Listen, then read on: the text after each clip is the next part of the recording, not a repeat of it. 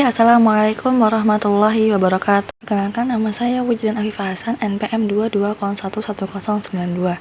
Di sini saya akan mempresentasikan tentang psikoterapi dalam Islam. Psikoterapi dalam Islam memiliki 7 pembahasan, tetapi di sini saya akan membahas tentang psikoterapi kesabaran, psikoterapi zikir, dan juga psikoterapi taubat. Pembahasan yang pertama yaitu tentang psikoterapi kesabaran.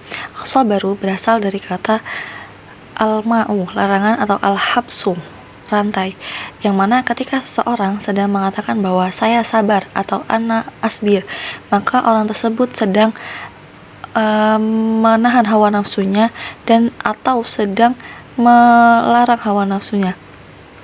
Bahkan di dalam Al-Quran terdapat 90 kali kata kesabaran.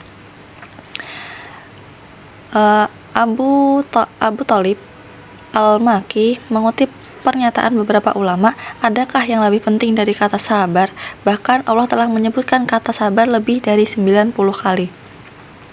Kesabaran memiliki beberapa manfaat besar bagi pendidikan diri, untuk memperkuat kepribadian, untuk meningkatkan daya tahan manusia, meningkatkan ketahanan terhadap kesulitan, memperbaharui energi untuk menghadapi berbagai masalah, tekanan, dan bencana dan cobaan, serta membangkitkan bakat.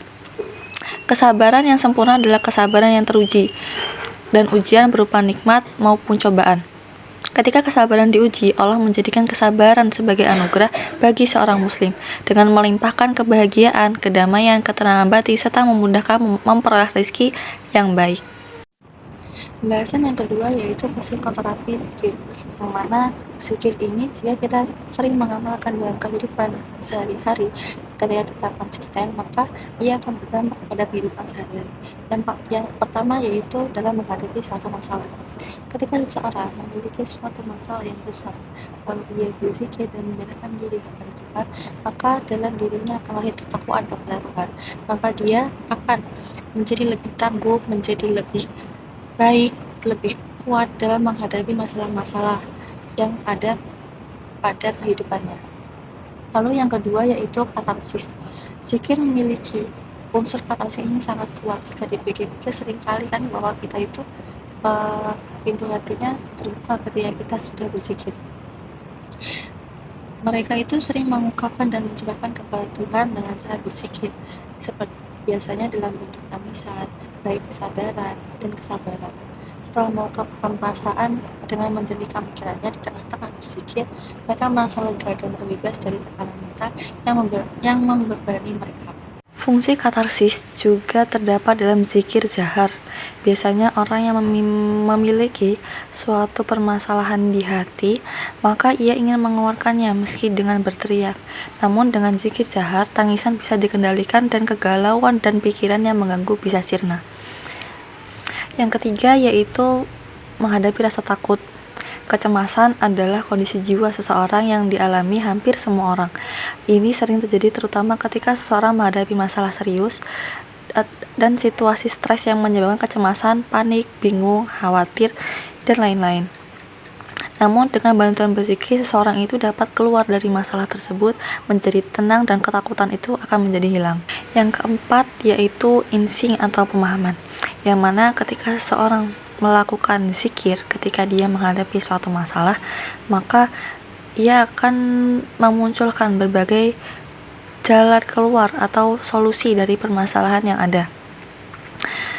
Sebelum kita memikirkannya, biasanya kan kita masih memiliki pikiran-pikiran kotor yang dapat mengganggu pikiran jernih. Nah, tapi saat Anda melakukan zikir, maka pikiran-pikiran yang kotor itu akan sirna dan berganti kepada pikiran-pikiran yang jernih atau solusi-solusi yang dapat dilakukan agar masalah cepat selesai. Yang kelima yaitu ada personalisasi. Ketika seseorang melakukan zikir, memuliakan nama Tuhan, dia akan berperang melawan egonya, nafsunya, serta melawan dirinya sendiri yang mencegahnya untuk mencapai jati diri kepada Tuhan. Lalu yang keenam yaitu makna hidup, yang mana dengan berzikir kita akan mengetahui bahwa manfaat hidup kita akan mengetahui bagaimana masalah hidup kita. Namun dengan berzikir, maka semua itu akan memudahkan kita dalam memahami apa itu makna hidup.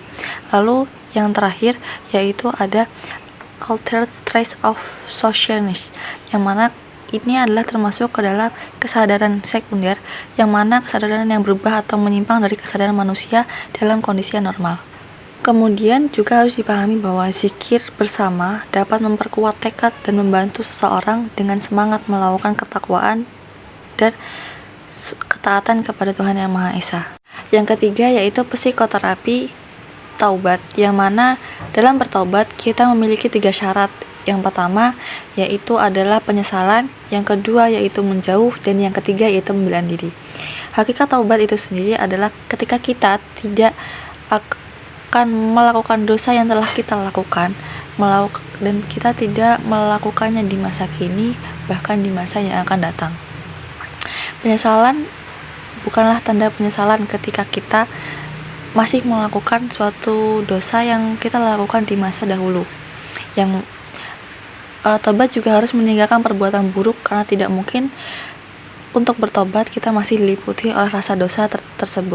Nah, itu tadi penjelasan dari saya tentang psikoterapi dalam Islam yang mencakup psikoterapi kesabaran, psikoterapi zikir, dan psikoterapi taubat. Mungkin itu saja yang dapat saya sampaikan. Apabila ada salahnya saya mohon maaf. Saya akhiri. Wassalamualaikum warahmatullahi wabarakatuh.